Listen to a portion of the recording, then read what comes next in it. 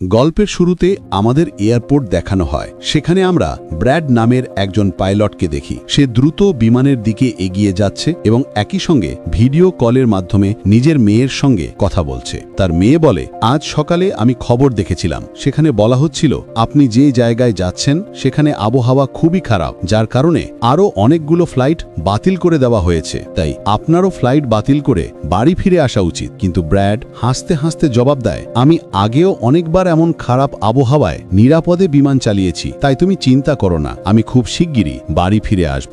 এটা শুনে তার মেয়ে খুশি হয়ে কল কেটে দেয়। এরপর ব্র্যাড বিমানের ককপিটে এসে কো পাইলটের সঙ্গে দেখা করে। কো পাইলট একটু নার্ভাস ছিল, কারণ আজই সে প্রথমবারের মতো ফ্লাইট চালাতে যাচ্ছে। ঠিক তখনই এক এয়ার হোস্টেস এসে ব্র্যাডকে বাইরে ডাক দেয়। বাইরে একজন পুলিশ অফিসার ব্র্যাডকে জানায় যে জরুরি পরিস্থিতির কারণে তাকে একজন খুনিকে সঙ্গে নিতে হবে, যার নাম টনি। টনি একজন খুব শক্তিশালী এবং বিপজ্জনক মানুষ, যার বিরুদ্ধে খুনের মামলা রয়েছে। এখন তাকে বিমানের মাধ্যমে অন্য দেশে নিয়ে গিয়ে যাবজ্জীবন কারাদণ্ডের জন্য জেলে পাঠানো হবে। পুলিশ অফিসার ব্র্যাডকে বলে যে এই দায়িত্ব তোমাকে দেওয়া হচ্ছে কারণ তুমি একজন যোগ্য এবং বুদ্ধিমান পাইলট। ব্র্যাড রাজি হয়ে যায় এবং টনিকে বিমানের একদম পিছনের সিটে বসিয়ে দেয়, যাতে অন্য যাত্রীরা কোনো অসুবিধায় না পড়ে। এরপর সব যাত্রী তাদের আসনে বসে পড়ে এবং ব্র্যাড বিমানকর্মীদের কাছে গিয়ে নিশ্চিত করে যে সব যাত্রী এসে গেছে। এরপর বিমানটি টেক অফ করে আকাশে উঠে যায়।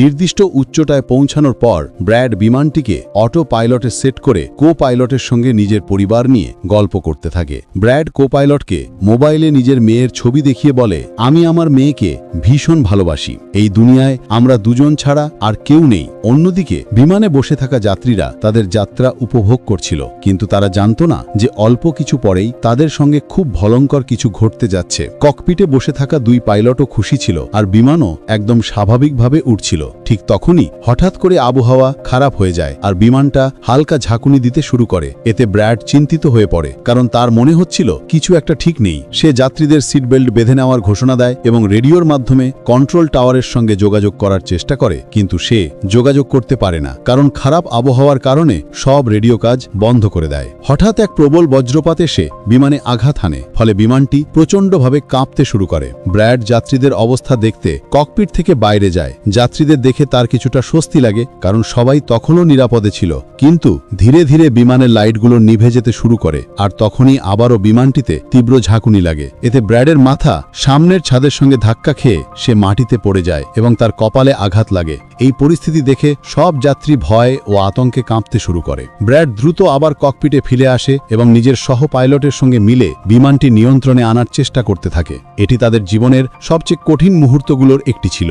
খারাপ আবহাওয়ার কারণে তাদের সামনে কিছুই দেখা যাচ্ছিল না। ব্র্যাড বলে, আমাদের এখনই বিমানটিকে নিচে নামাতে হবে, কারণ যদি আর একটা ঝাঁকুনি লাগে তাহলে বিমানটি সম্পূর্ণভাবে ধ্বংস হয়ে যেতে পারে। তারপর তারা সঙ্গে সঙ্গে বিমানের উচ্চতা কমাতে শুরু করে এবং বিমান দ্রুত নিচের দিকে নামতে থাকে। বিমানের ভেতরে থাকা যাত্রীরা তখন ভয় ও আতঙ্কে কাঁপতেছিল। ঠিক তখনই অপরাধী টনির সঙ্গে থাকা পুলিশ অফিসারের হাত থেকে মোবাইল ফোন পড়ে যায়। সে মোবাইলটি তুলতে নিজের সিট বেল্ট খুলে ফেলে। তাকে সাহায্য করার জন্য এক এয়ার হোস্টেজও নিজের সিট বেল্ট খুলে সামনে আসে, কিন্তু যেহেতু বিমানটি তখন দ্রুত নিচের দিকে যাচ্ছিল, সিট বেল্ট খোলার সঙ্গে সঙ্গেই তারা দুজন জোরে ওপরের ছাদের সঙ্গে ধাক্কা খায়। ধাক্কাটি এতটাই প্রবল ছিল যে তারা দুজন সেখানেই মারা যায়। এদিকে বিমানটি খুব নিচু উচ্চতায় নেমে আসে এবং কোনোভাবে দুই পাইলট সেটিকে নিয়ন্ত্রণে আনতে সক্ষম হয়, কিন্তু এখন বিমানে আর তেমন শক্তি বা পাওয়ার অবশিষ্ট ছিল না। তাই ব্র্যাড বুঝতে পারে যে বিমানটিকে এয়ারপোর্ট পর্যন্ত নিয়ে যাওয়া সম্ভব নয়। তখন সে সিদ্ধান্ত নেয় বিমানটিকে নিচে নামিয়ে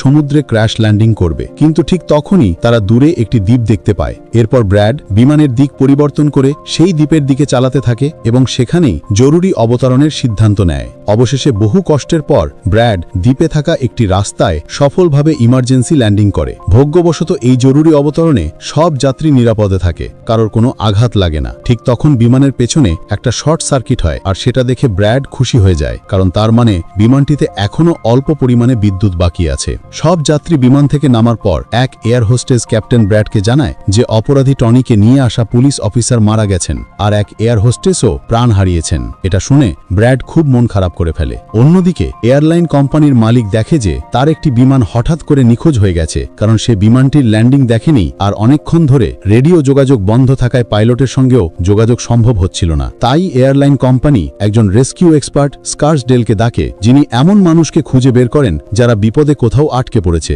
মালিক তাকে বলে, আমার বিমান কোথায় গেছে তার সমস্ত তথ্য চাই, বিমান কোথায় আছে, তার কর্মীরা আর যাত্রীরা সবাই কোথায় আছে। এরপর রেস্কিউ এক্সপার্ট নিজের কাজ শুরু করে দেয়। অন্যদিকে সব যাত্রী চিন্তায় পড়ে যায়, আমরা এখানে কেন নামলাম? তখন ব্র্যাড সবাইকে একত্র করে বোঝায়, জরুরি অবস্থার কারণে আমাদের এখানে অবতরণ করতে হয়েছে। বিমানে এখনো সামান্য বিদ্যুৎ আছে, যার সাহায্যে আমরা কিছু জিনিস ঠিক করতে পারবো। ততক্ষণ আপনারা এখানে আরাম করে থাকুন, ভয় পাবেন না, খুব শিগগিরই আমরা এখান থেকে বেরিয়ে যাব। এরপর ব্র্যাড বিমানের কাছে গিয়ে সেটিকে ঠিক করার চেষ্টা শুরু করে, কিন্তু দেখে বিমানে পাওয়ার খুব কম বাকি আছে। তাই তারা সিদ্ধান্ত নেয় যে এখন তাদের সাহায্যের জন্য অপেক্ষা করতে হবে। তারা মানচিত্র খুলে নিজেদের অবস্থান খুঁজতে শুরু করে, যাতে জানতে পারে তারা আসলে কোথায় আছে। ব্র্যাডের সহ পাইলট মানচিত্র দেখে বলে, আমরা এক প্রাইভেট দ্বীপে আটকে পড়েছি। এই জায়গাটা খুবই বিপজ্জনক। এখানে এমন লোকেরা থাকে যারা কোনো সরকার বা প্রশাসনের কথা শোনে না। যদি এরা আমাদের ধরে ফেলে তাহলে আমাদের জীবন বিপদে পড়বে আর আমাদের সরকারও আমাদের রক্ষা করতে পারবে না। এটা শুনে ব্র্যাড বলে, আমাদের যেভাবেই হোক নিজেদের রেস্কিউ টিমকে এখানে ডাকতে হবে, যাতে তারা এসে আমাদের সবাইকে বাঁচাতে পারে। এই জায়গা থেকে বেরিয়ে আসার এটিই একমাত্র উপায়। এরপর তারা দুজন রেডিও ঠিক করার চেষ্টা শুরু করে, কিন্তু বজ্রপাতের কারণে রেডিও সম্পূর্ণভাবে নষ্ট হয়ে গিয়েছিল। এখন ব্র্যাড সব যাত্রীদের কাছে গিয়ে জানায়, একটা প্রযুক্তিগত ত্রুটির কারণে রেডিও কাজ করছে না, কিন্তু আপনারা চিন্তা করবেন না। ব্র্যাড সবাইকে আশ্বস্ত করে বলে, আমরা দ্বীপের অন্য পাশে গিয়ে কোনোভাবে রেডিও বা যোগাযোগের ব্যবস্থা খুঁজে বের করব। তারপর কন্ট্রোল টাওয়ারে আমাদের অবস্থান জানিয়ে রেস্কিউ টিমকে এখানে পাঠানোর অনুরোধ করব, যারা এসে আমাদের সবাইকে উদ্ধার করবে। এরপর ব্র্যাড একটি বড় সিদ্ধান্ত নেয়। সে বলে, আমার সঙ্গে টনি যাবে। এই কথা বলেই সে টনির হাত কড়া খুলে দেয়। তারপর ব্র্যাড কো পাইলটকে বলে, তুমি বিমানের পাওয়ার সিস্টেম রিপেয়ার করার কাজ শুরু করো। আমি যত দ্রুত সম্ভব কোনো যোগাযোগের মাধ্যমে রেস্কিউ টিমকে এখানে আনতে চেষ্টা করব। এরপর টনি ও ব্র্যাড রেডিও খুঁজে বের করার জন্য জঙ্গলের দিকে রওনা হয়। পথে টনি ব্র্যাডকে ধন্যবাদ জানায় তার উপর বিশ্বাস রাখার জন্য। এদিকে আমরা দেখি, এই দ্বীপে বসবাসকারী একদল সন্ত্রাসী গ্রুপ, তাদের কাছে এক লোক দৌড়ে এসে জানায়, এখানে এক বিমান জরুরি অবস্থার কারণে এসে অবতরণ করেছে, আর তার ভেতরে অনেক লোক আছে যারা বিভিন্ন দেশ থেকে এসেছে। এটা শুনে গ্রুপের লিডার সেই লোকটিকে কিছু টাকা দেয় এবং তার দলের সবাইকে প্রস্তুত হতে বলে। জঙ্গলের দ্বীপের মধ্যে ব্র্যাড ও টনি সামনের দিকে এগিয়ে যাচ্ছিল। টনি ব্র্যাডকে জিজ্ঞাসা করে, তুমি আমাকে মুক্তি দিলে কেন, আর এখন আমাকে কোথায় নিয়ে যাচ্ছ? তখন ব্র্যাড বলে, কারণ আমি তোমার জন্য অন্য সবার জীবন ঝুঁটিতে ফেলতে পারি না। এখানে একদল বিপজ্জনক সন্ত্রাসী আছে, আর তাদের মোকাবিলা করার জন্য তোমাকে আমার সঙ্গে একসঙ্গে লড়তে হবে। তখন টনি ব্র্যাডকে বলে, আমি সামরিক পটভূমি থেকে এসেছি। আমি বহু বছর ধরে মার্কিন সেনাবাহিনীতে চাকরি করেছি। কিছুক্ষণ পর হঠাৎ পেছন থেকে টনির কোনো শব্দ আসে না। ব্র্যাড যখন পিছনে ফিরে তাকায়, দেখে টনি সেখানে নেই। সে ব্র্যাডের কাছ থেকে পালিয়ে গেছে। এখন ব্র্যাড একাই জঙ্গলের ভেতর এগিয়ে চলতে থাকে। জঙ্গলের আরো ভেতরে গিয়ে ব্র্যাড একটি পরিত্যক্ত পুরনো কারখানায় ঢোকে, যেখানে সে একটি টেলিফোন খুঁজে পায়, কিন্তু সেটি পুরনো ধাঁচের, নষ্ট হয়ে পড়েছিল। এরপর ব্র্যাড পাশে থাকা তারগুলো জোড়া দিতে শুরু করে এবং কিছুক্ষণের মধ্যেই টেলিফোনটি কাজ করতে শুরু করে। ব্র্যাড দ্রুত কোম্পানির হেল্পলাইন নম্বরে কল করে। সে হেল্পলাইন কর্মীকে নিজের অবস্থান ও পুরো পরিস্থিতি জানিয়ে দেয়, কিন্তু লাইনের সমস্যা থাকার কারণে তার কথা ওখানকার ব্যক্তির কাছে পরিষ্কারভাবে পৌঁছাচ্ছিল না। ফলে হেল্পলাইন কর্মী কলটি কেটে দেয়। তখন ব্র্যাডের মাথায় এক বুদ্ধি আসে। সে নিজের মেয়েকে ফোন করে এবং তাকে নিজের অবস্থান সহ সব তথ্য একটা কাগজে লিখে তার অফিসে পৌঁছে দিতে বলে। কিন্তু ঠিক সেই কথোপকথনের মাঝখানে পিছন থেকে একজন এসে ব্র্যাডের উপর হামলা করে। ব্র্যাড অনেক কষ্টে তাকে কাবু করে ফেলে এবং মারধর করে অজ্ঞান করে দেয়। ঠিক তখনই ব্র্যাড টের পায় আরেকজন লোক ঘরে ঢুকছে, তাই সে দ্রুত লুকিয়ে পড়ে। কিন্তু দেখা যায় সেই লোকটি আর কেউ নয়, টনি। টনি ইতিমধ্যেই অনেক গুন্ডাকে মেরে তাদের অস্ত্র দখল করে ফেলেছে, আর সে ব্র্যাডকে ডেকে বলে, ভয় পেও না, বাইরে এসো। তারপর যখন ব্র্যাড সামনে আসে, টনি তাকে নিজের নিরাপত্তার জন্য একটি বন্দুক হাতে তুলে দেয়। এরপর তারা দুজন কারখানার নিচতলায় নেমে যায়, যেখানে তারা একটি ক্যামেরা খুঁজে পায়। ক্যামেরার রেকর্ডিং ও পাশে পড়ে থাকা কিছু পাসপোর্ট দেখে তারা বুঝতে পারে এই দ্বীপে থাকা সন্ত্রাসীরা বাইরের মানুষদের অপহরণ করে তাদের পরিবারের কাছ থেকে বিশাল অঙ্কের মুক্তিপণ দাবি করে। কিন্তু যখন তাদের পরিবার টাকা দিয়ে দেয়, তখনও এই সন্ত্রাসীরা বন্দীদের ছেড়ে দেয় না, বরং নির্মমভাবে মেরে ফেলে। এটা দেখে ব্র্যাড বুঝে যায় যে তাদের বিমানের যাত্রীরাও এখন ভয়ঙ্কর বিপদের মধ্যে রয়েছে। এরপর তারা দুজন বাইরে বেরিয়ে আসে এবং সামনে একটি গাড়ি দেখতে পায়। সেই গাড়িটি ছিল সেই সন্ত্রাসীর যাকে কিছুক্ষণ আগে ব্র্যাড মেরেছিল। তাই তারা দুজনে গাড়িটিতে উঠে বসে যাত্রীদের দিকে রওনা দেয়। এদিকে বিমানের সব যাত্রী ব্র্যাডেন ফেরার অপেক্ষায় ছিল। সবাই আশা করছিল যে ব্র্যাড খুব শীঘ্রই সাহায্য নিয়ে ফিরে আসবে। ঠিক তখনই তারা দূর থেকে একটি গাড়ির শব্দ শুনতে পায়। গাড়ির আওয়াজ শুনে তারা আনন্দে ভলে ওঠে, কারণ তারা ভাবে ব্র্যাড নিশ্চয়ই রেস্কিউ টিম নিয়ে এসেছে। কিন্তু ওটা রেস্কিউ টিম নয়, বরং এই দ্বীপের সন্ত্রাসীরা ছিল। তারা বন্দুক থেকে গুলি চালিয়ে যাত্রীদের আতঙ্কিত করতে শুরু করে। গুলির শব্দ ব্র্যাড ও টনির কানেও পৌঁছায়। তারা সঙ্গে সঙ্গে গাড়ির গতি বাড়িয়ে বিমান পর্যন্ত দ্রুত পৌঁছানোর চেষ্টা করে। এদিকে সন্ত্রাসী দলের নেতা এক এয়ার হোস্টেসের কাছ থেকে সব যাত্রীর নামের তালিকা চায়। ভয়ে কাঁপতে কাঁপতে এয়ার হোস্টেস দ্রুত সেই তালিকা এনে দেয়। তারপর দলের একজন সন্ত্রাসী কো পাইলটকে জিজ্ঞাসা করে, তোমাদের সিনিয়র পাইলট কোথায়? কো পাইলট উত্তর দেয়, সে কিছু কাজে জঙ্গলে গিয়েছিল, কিন্তু এখনো ফিরে আসেনি। ঠিক তখনই ব্র্যাড ও টনি ঘটনাস্থলে পৌঁছে যায়, কিন্তু তারা চুপি চুপি দূর থেকে পুরো ঘটনাটা পর্যবেক্ষণ করতে থাকে। এরই মধ্যে এক মহিলা সেখান থেকে পালানোর চেষ্টা করেন, কিন্তু লোকগুলো তাকে গুলি করে মেরে ফেলে। এটা দেখে ব্র্যাড তাদের সাহায্য করতে যায়, কিন্তু টনি তাকে থামিয়ে দেয় এবং টনি তাকে বলে যে তুমি শান্ত থাকো, এখন যাওয়া ঠিক হবে না। গ্যাংয়ের লিডার সমস্ত যাত্রীদের একটা বাসে বসিয়ে নেয় এবং গ্যাংয়ের লিডার তার দুই সঙ্গীকে সেখানে রেখে তাদের বলে যে যাও, জাহাজের ভেতরে যা কিছু মূল্যবান জিনিস আছে তা নিয়ে আসো। এরপর এই লোকগুলো সব যাত্রীদের নিজেদের আস্তানায় নিয়ে যেতে থাকে। গ্যাং চলে যাওয়ার পর ব্র্যাড টনির ওপর রাগ করতে থাকে যে লোকগুলো আমাদের যাত্রীদের নিয়ে গেল আর তুমি আমাকে যেতেই দিলে না। যার উপর টনি তাকে বোঝায় যে ওরা সংখ্যায় অনেক বেশি ছিল, তুমি যদি চলেও যেতে তাহলেও এত বড় বাহিনীর সাথে একা লড়তে পারতে না। এখন ওরা দুজনা প্লেনের দিকে এগিয়ে তাতে থাকে এবং সেই দুই গুন্ডাকে ধরে ফেলে যারা প্লেন থেকে মূল্যবান জিনিস চুরি করছিল। ব্র্যাড বন্দুকের মুখে তাদের জিজ্ঞাসা করে যে তোমাদের লিডার যাত্রীদের কোথায় নিয়ে গেছে, যার উপর সে জানায় যে এখান থেকে কিছু দূরে আমাদের একটি আস্তানা আছে এবং ওরা সবাই সেখানে গেছে। অন্যদিকে ব্র্যাডের মেয়ে রেস্কিউ এক্সপার্টের কাছে ব্র্যাডের লেখা কাগজটা দিয়ে দেয়, যাতে প্লেনের লোকেশন ও সমস্ত তথ্য লেখা ছিল। রেস্কিউ এক্সপার্ট স্যাটেলাইটের সাহায্যে প্লেনের লোকেশন খুঁজে বের করে। তারা জানতে পারে যে প্লেনটি একটি দ্বীপে আটকে পড়েছে এবং তারা এটাও জানতে পারে যে এই দ্বীপে একটি বিপজ্জনক আতঙ্কবাদী গোষ্ঠী আছে। এরপর সেই রেস্কিউ অফিসার তার এক প্রাইভেট আর্মির ক্যাপ্টেনকে ফোন করে এবং তাকে পুরো পরিস্থিতি বুঝিয়ে সেই দ্বীপে যেতে বলে। প্রাইভেট আর্মির ক্যাপ্টেন রাজি হয়ে যায় এবং তার সঙ্গীদের সাথে টাকায় ভরা একটি ব্যাগ এবং অনেক অস্ত্রের ব্যাগ গাড়িতে লোড করে সেই দ্বীপে যাওয়ার জন্য তৈরি হয়ে যায়। ব্রেড দেখল যে সন্ত্রাসীরা যাত্রীদের নিয়ে যাওয়ার আগেই জাহাজের কো পাইলট জাহাজের পাওয়ার সিস্টেম মেরামত করে ফেলেছে এবং ব্রেড দেখল যে জাহাজের বিদ্যুৎ ফিরে এসেছে। এটা দেখে সে খুব খুশি হয়। এবার ব্রেড তার ইউনিফর্মে একটি বার্তা লিখে রেখে দেয় আসন্ন প্রাইভেট আর্মি টিমের জন্য এবং টনির সাথে সেই জায়গায় রওনা হয় যেখানে গ্যাংয়ের লোকেরা বিমানের সমস্ত যাত্রীকে নিয়ে গিয়েছিল।